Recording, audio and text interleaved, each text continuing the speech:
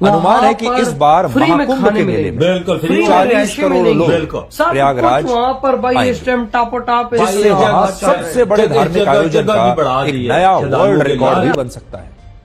वर्ष 2019 में जब प्रयागराज में कुंभ मेले का आयोजन हुआ था, तब हर व्यक्ति ने इस मेले में आने से लेकर वहां रहने, ठहरने, खाने पीने पर और वापस जाने पर लगभग 4,800 रुपए खर्च किए थे एक व्यक्ति ने। कि इस बार प्रति व्यक्ति औसतन खर्च 6,000 रुपए होगा, तो इस हिसाब से महाकुंभ के मेले में 2,40,000 करोड़ रुपए इस देश की जनता खर्च करेगी, जो पाकिस्तान जैसे पूरे देश के 6 महीने के बजट से भी ज्यादा है। क्योंकि सब बात तो करते हैं कि एक बहुत बड़ा मेला होता है इंडिया में, हिस्ट्री का किसी को नहीं मालूम इसकी क्या सिग्निफिकेंस है, क्या वजह है। फिल्मों में भी हमने देखा कि जी कुंभ के मेले में घूम गए थे, इतना बड़ा जब मेला होगा तो ऐसा हो सकता है। मैं समझती थी कि लाखों लोग, लेकिन पता ये चला कि करोड़ों लोग इसके अंदर सर शामिल हो रहे हैं। वहाँ पर फ्री में खाने मिलेंगे, बिल्कुल फ्री में रेशे मिलेंगी, बिल्कुल सब कुछ वहाँ पर भाई इस टाइम टापोटाप भाई इस जगह भी बढ़ा दी है श्रद्धालुओं के लिए। 3 से 4 करोड़ लोग जाएंगे हर दिन, 3 से 4 करोड़। गाइस कौन सा दिन होगा जब सबसे ज्यादा भाई मतलब रश होगी? और महाकुंभ इन 4 जगहों पे वो अमृत की बूंदे गिरी थी। हाँ, अब इधर आके वो अभी तक पानी के अंदर घुल गई है ना। हाँ, तो वो अभी तक आके तभी कहते हैं उनका पानी पवित्र माना जाता है। नमस्कार दोस्तों, चैनल पर आपका हार्दिक अभिनंदन है। दोस्तों, जैसा हम सभी जानते हैं कि हमारे देश में महाकुंभ का आयोजन हो रहा है, जो कि 13 जनवरी से शुरू हो रहा है दोस्तों। और जो एक्सपेक्टेशन है वो ये है कि शायद 40 से 50 करोड़ लोग आएंगे वहाँ पर स्नान करने के लिए। और दोस्तों, प्रयागराज में इसकी तैयारियां बहुत ही अच्छे लेवल पर हुई हैं। जो मीडिया रिपोर्ट्स आ रही है उसके हिसाब से फैसिलिटीज़ भी काफ़ी अच्छी की गई हैं, सिक्योरिटी से लेकर के सब कुछ जो है वो काफ़ी अच्छे लेवल पर किया गया है दोस्तों। और जो इससे एस्टिमेशन आ रहा है दोस्तों कि यूपी गवर्नमेंट को इसको ऑर्गेनाइज करने से 3 लाख करोड़ रुपए रेवेन्यू जनरेट होगा दोस्तों। 3 लाख करोड़, इतनी बड़ी अमाउंट जो है ये यूपी गवर्नमेंट को इससे मिलने वाली है। दोस्तों, जब ये डेटा थोड़ा बाहर आया तो पाकिस्तान के लोगों ने भी देखा और उन्होंने रिएक्शन देना शुरू किया कि 3 लाख करोड़ शायद उन्होंने कभी सोचा भी नहीं होगा, अपने सपने में भी नहीं देखा होगा इतना बड़ा अमाउंट। जितने बड़े अमाउंट के लिए वो दुनिया भर में नाक रगड़ रहे हैं, उससे भी ज़्यादा बड़ा अमाउंट। दोस्तों, आइए देखते हैं पाकिस्तान के लोग और उनकी मीडिया इस पर रिएक्शन दे रहे हैं। आइए देखते हैं उनका इसके बारे में क्या कहना है। सर, हमें तो इसलिए भी याद आ गया कि वो जो डेप्यूटी प्राइम मिनिस्टर हैं डार साहब, उन्होंने ये कहा कि बांग्लादेश हमारा बिछड़ा हुआ भाई है, तो वो कुंभ का मेला याद आ गया। वो सर हमेशा फिल्मों में कुंभ के मेले में कहा जाता है कि बिछड़े हुए भाई और बहन मिल जाते हैं, बिछड़े हुए दोस्त मिल जाते हैं। मैंने कहा भाई लगता है कि 71 के कुंभ के मेले में गुम हुए थे, वो मिल गए अब। अब दार साहब तो कुछ भी कहते रहते हैं। अभी तो अफगानिस्तान वालों को करे तो खवारिज है। हाँ सर, नहीं कह नहीं रहे, उनका तो नाम है ना, अब ये रखा गया ख्वारिज, और जो ऑपरेशन हो रहा है वो भी ख्वारिज अल फितना कहा जा रहा है ना। तो अब वो तो खवारिज अल फितना करेंगे तो कुछ तो उनको करना ही है। हाँ, तो सर जो कर रहे हैं फितना है, तो तभी तो उनका नाम ख्वारिज अल फितना रखा ना उन्होंने। अब ये लोग पिछले 70 साल से फितना करते आ रहे हैं, उन्होंने तो अब शुरू किया।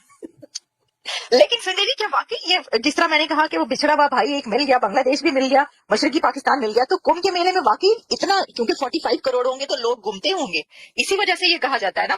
यानी जो फिल्मों में भी हमने देखा कि जी कुंभ के मेले में घूम गए थे, इतना बड़ा जब मेला होगा तो ऐसा हो सकता है। पॉसिबिलिटीज देयर, वो वहां पे काफी बड़ा इंतजाम होता है। वैसे ये managing 45 crore people is Herculean task in itself. तो बहुत मैसिव वहां पर इंतजाम किए जा रहे हैं और पूरा एक नया सिटी बसता है। तो हाँ सर, वहां पे जी तभी तो आपसे बात करी। मैं तो देख के हैरान जब मैंने देखा, पढ़ा ये कि 45 करोड़, माय गुडनेस, उसका इंतजाम कैसे होगा, ये हैरानी की बात है। वो क्या है कि प्रयागराज में जहाँ पे संगम होता है ना, तो वहां पे नदी जो है उसका जो पूरा एक्सपेंस है वो बहुत बड़ा है, लेकिन ये सर्दियों में वो बहुत छोटी हो जाती है।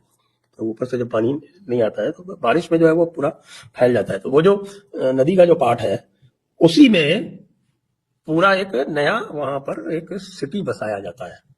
अच्छा, वहां उस वहां पर भाई 1 लाख या 10 लाख वॉशरूम्स होंगे, 10 लाख के 1 लाख, और फ्री में खाना, मतलब जो मांगोगे तुम्हें वहां पे फ्री में मिलेगा। फ्री में रिहाइश, मतलब फ्री में आप रात को वहां पर सो भी सकते। बिल्कुल। और ये जो थे, ये जो बड़े बड़े टेंट थे, ये मतलब कि जो अमीर लोग आते हैं, ये एक उनके लिए बिल्कुल। हाँ, उन्हें अपनी मर्जी से जो किस्म की राइस लेना चाहे ले सकते हैं। अच्छी भी है, महंगी भी है, सस्ती भी है, जैसी है वो लेकिन भाई साहब मैं तो बोलूंगा फ्री वाला सबसे बेस्ट है। हाँ, मुफ्त है वजह, खाना पीना मतलब कि राइस भाई, हर चीज आप मुफ्त। अगर यहाँ पर आते हो तो आपका सब कुछ फ्री है, फ्री है। मतलब खाना भी फ्री मिलेगा, सोना भी फ्री मिलेगा, सब कुछ यहाँ पर आपको। और जोगी जी और मोदी जी ने 16,000 13,000 ट्रेनें चला दी हैं। और भाई 7,000 बस है, ये देखो, और जो फ्लाइटें चलेंगी उसको अलहदा मतलब स्टेशन भी करीब करीब है भाई 13,000 ट्रेनें टॉपो टॉप सीधा पहुंचेंगी भाई।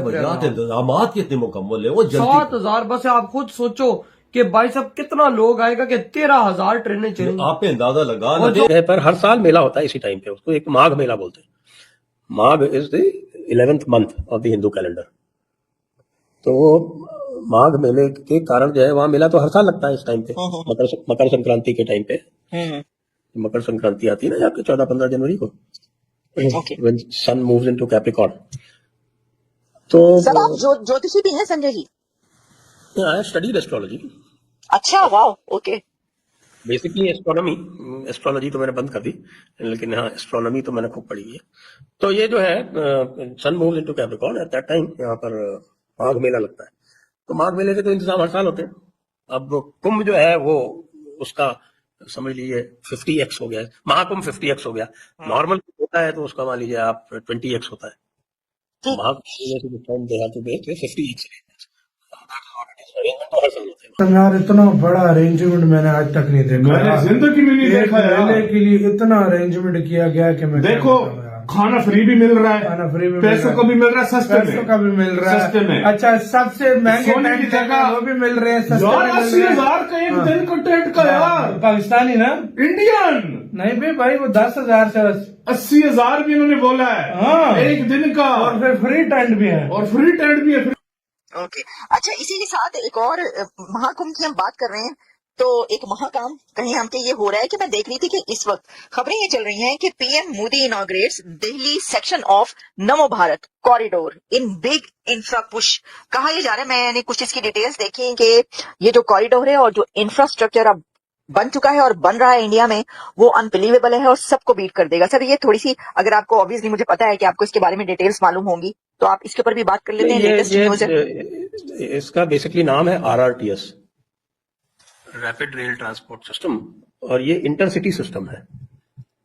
और इसका इनिशियली जो नेशनल कैपिटल रीजन है उसमें बनाया जा रहा है। आपने उसकी फोटो तो देखी होगी। तो हाईली एडवांस्ड ट्रांसपोर्ट सिस्टम अभी जो बनाया गया है, ये दिल्ली का एक स्टेशन है अशोकनगर, वहां से लेके और मेरठ साउथ।